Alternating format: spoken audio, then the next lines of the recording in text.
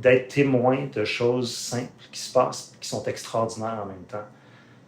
Puis je trouve que la beauté se trouve là-dedans, dans la sincérité, dans l'émotion de quelqu'un qui découvre quelque chose, puis qui est comme touché par quelque chose. En fait, la beauté s'exprime tout le temps. Tu sais, si on décide de la voir, de la regarder, on la voit partout, dans le fond.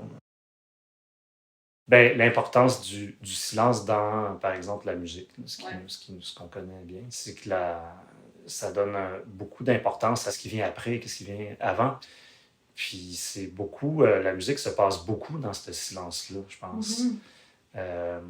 Autour des notes qui sont jouées, c'est cette espèce de distance-là entre les idées, entre les sons, où il y a comme un processus où on intègre un peu qu'est-ce qu'on vient d'entendre.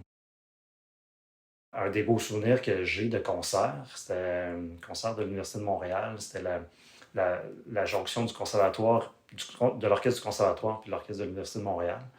Puis ils jouaient Ainsi parlait Zarathustra. Puis à la fin, c'est une pièce immense. Là. C'est vraiment très, très beau. Là.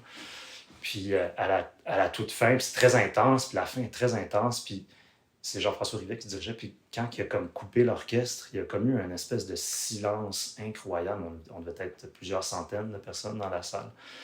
Puis c'était tellement, tellement fort, là, puis le silence était fort, c'est ça qui est drôle. Puis ce moment-là de grâce, là, c'est un silence extrêmement puissant. Ben, la clarinette, je trouve que c'est un instrument qui a beaucoup de caractère, dans le sens que, c'est bizarre, mais tu sais, la clarinette, on dirait que ça peut être très loufoque. Mais il y a aussi quelque chose de touchant, nostalgique, dans le registre plutôt médium grave. Ouais. La richesse du son à la clarinette basse aussi, tu sais, c'est beau, tu sais, c'est vraiment, c'est large, là, tu sais, puis des fois un peu venteux. Fait que, tu sais, ça, j'aime beaucoup jouer ça, puis j'aime ça jouer dans des contextes où on peut entendre ça, tu sais. Ouais. J'aimerais ça ne pas devenir quelqu'un d'amer. En vieillissant, j'ai l'impression que ça nous guette un peu, des fois. Il y a des musiciens que j'admire vraiment, tu sais, pour ça, que je les sens pas du tout amers. Ouais.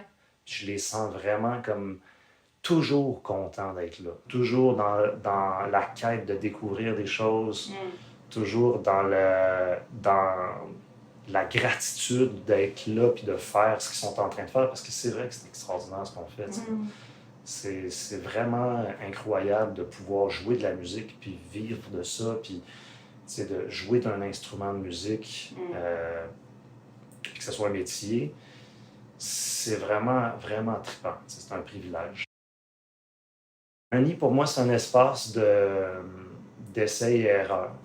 C'est un endroit de sécurité. Je pense qu'on peut le traîner avec nous, on dirait. Ce nid-là, cet endroit-là. Un nid intérieur. Un nid intérieur.